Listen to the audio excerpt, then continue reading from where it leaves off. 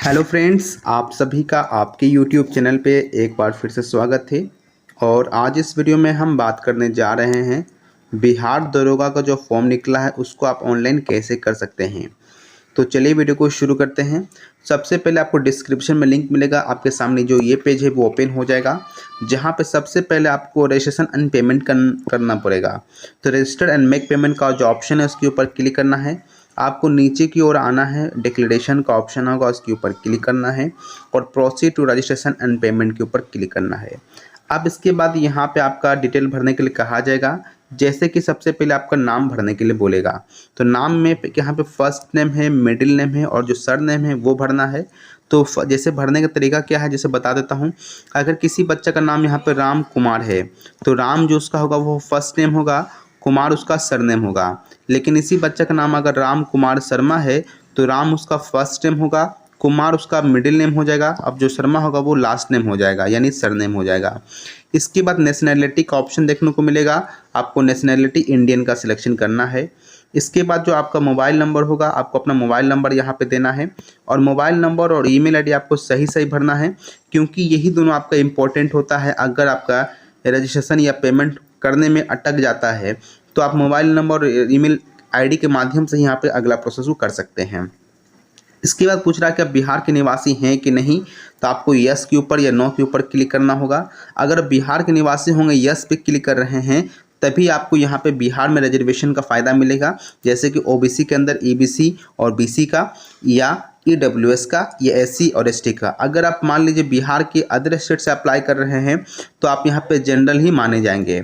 इसके बाद कैटेगरी का जो सिलेक्शन होगा, आपको कैटेगरी का सिलेक्शन करना है। आपका जो जेंडर है, आपका जेंडर का सिलेक्शन करना है, मेल है, फीमेल है, ट्रांसजेंडर है। डेट ऑफ बर्थ क्या, आपका अपना डेट ऑफ बर्थ का यहाँ पे फिलअप कर दीजिएगा। अगर आपका उम्र 37 साल से प्लस हो रहा है, अगर आप जनरल कैटेगरी से बिलोंग कर रहे हैं तो इस फॉर्म का अप्लाई नहीं करेंगे। लेकिन अगर आप किसी कैटेगरी से बिलोंग कर रहे हैं, जैसे कि एससी या एसटी या ओबीसी से, तो ही आप यहाँ पे फिलअप करेंगे, क्योंकि 37 के बाद अगर एससी एसटी की बात करते हैं तो उनको 42 साल तक मौका मिलेगा।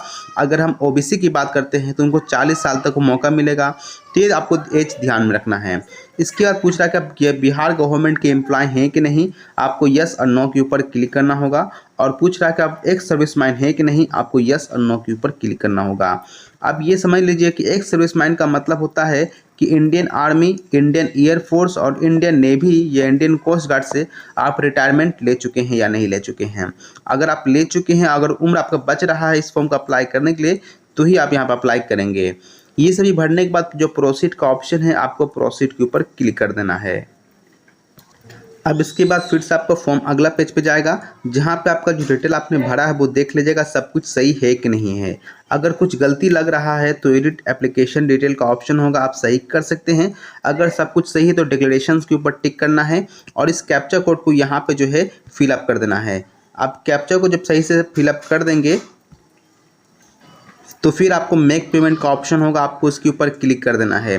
मेक पेमेंट के ऊपर जैसे ही क्लिक करेंगे तो यहाँ पे सबसे इम्पोर्टेंट चीज़ है कि आप यहाँ पर जो एक ग्रीन कलर का आप देख पा रहे हैं, यहाँ पे जो ऑर्डर नंबर है, इस ऑर्डर नंबर को आप रख लेंगे और यही आपका जो होगा पेमेंट होने के बाद रजिस्ट्रेशन नंबर आपका यही बनेगा। अगर आप इसको नोट नहीं कर पा रहे हैं तो समझ लीजिए अगर पेमेंट अटक जाता है तो आपको यहाँ पर ये नंबर याद नहीं रहेगा, तो हो सकता है कि आपको 3-4 दिन और वेट करना पड़ जाए इस फॉर्म को अप्लाई करने के लिए।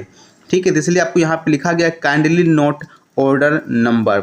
अब यहाँ पे पेमेंट करने का जो तरीका है, आप चाहे नेट बैंकिंग से, debit card, credit card, UPI, wallet के माध्यम से या आप चालान के माध्यम से कर सकते हैं।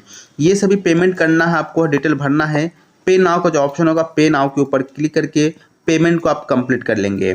पेमेंट कंप्लीट करते ही यहाँ पे आपका रजिस्ट्रेशन कंप्लीट हो जाएगा, जहाँ पे लिख के आ जाएगा कि आपका रजिस्ट्रेशन यहाँ पे सक्सेसफुली कंफर्म हो चुका है। अगर अब यहाँ पे आपको देखने में लग रहा है कि आपका नाम कुछ गलती हो गया है या डेट ऑफ बर्थ गलती हो गया है, तब फिर यहाँ पे कैंसिल रजिस्ट्रेशन फॉर्म का ऑप्शन देखने को मिलेगा और जो पहले पेमेंट किए थे वो आपको रिफंडेबल नहीं होगा, फिर से आपको पेमेंट करके अपने फॉर्म को करेक्शन करना होगा। वरना अगर सब कुछ सही है तो proceed to fill application form का जो ऑप्शन है आपको इसके ऊपर क्लिक करना है।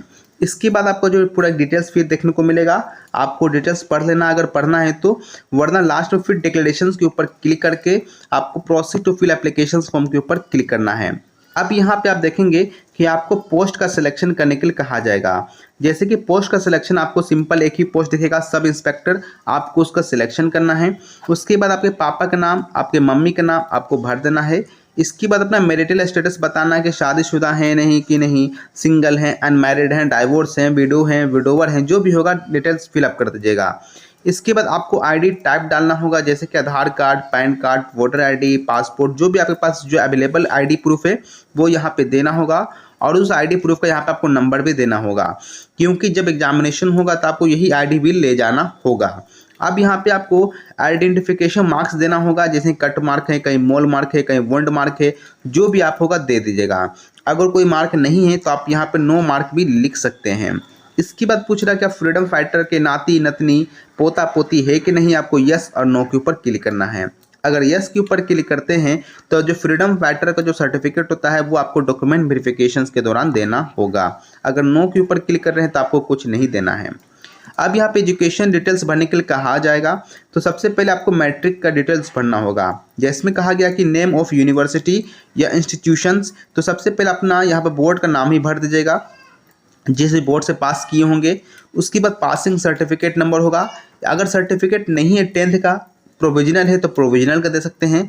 और सीबीएसई वालों के साथ क्या होता है कि ना उनको सर्टिफिकेट मिलता है ना प्रोविजनल मिलता है, उनको सिर्फ मार्कशीट मिलता है। तो अगर आपके सिर्फ मार्कशीट आपके पास में होगा तो आप यहाँ पे मार्कशीट का नंबर, जो सर्टिफिकेट नंबर होता है मार्कशीट का, वो भी लिख सकते हैं। ये कहाँ मिलेगा, तो जो भी सर्टिफिकेट होता है उसके टॉप पे देखिएगा आपको मिलेगा। और जो डेट होता है वो आपको हमेशा नीचे की ओर देखने को मिलेगा, तो अपना डेट को देख के फिलअप करना है। उसी प्रकार से ग्रेजुएशन का डिटेल्स होगा, किस बोर्ड से पास किए हैं या किस यूनिवर्सिटी से पास किए हैं, सर्टिफिकेट नंबर क्या है। अब इसके अंदर आपको प्रोविजनल या जो सर्टिफिकेट का जो नंबर होता है वो आपको देना होगा, कब पास किए हैं पूरा डेट के साथ फिलअप करना है। अगर आपके पास पोस्ट ग्रेजुएशन है तो दीजिए, नहीं है तो छोड़ सकते हैं। अब इसके बाद यहाँ पे आपको एड्रेस फिलअप करने के लिए कहा जाएगा। एड्रेस में सबसे पहले हाउस नंबर देखेंगे तो यहाँ पे वार्ड नंबर लिख सकते हैं, अगर हाउस नंबर है तो हाउस नंबर भी लिख सकते हैं।